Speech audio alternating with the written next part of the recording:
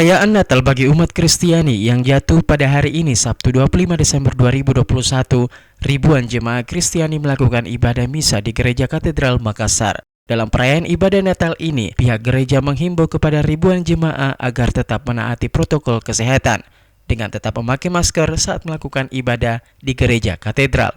Dalam perayaan Natal kali ini, penjagaan gereja diperketat oleh pihak kepolisian dan TNI yang berjaga di lokasi gereja. Kami tetap melakukan sesuai dengan surat edaran Kementerian dan Wali Kota, itu prokesnya tetap menjaga memakai masker, menjaga jarak, dan mencuci tangan. Tetapi yang paling penting itu kami umat yang datang ini memperlihatkan kartu vaksin pertama dan kedua dan aplikasi Peduli Lindungi.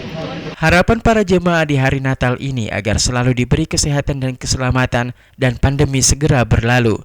Semoga dunia bisa lebih terbebas dari penderitaan corona, dan semoga keluarga saya bisa selalu sukacita, damai, sejahtera seperti damai Natal.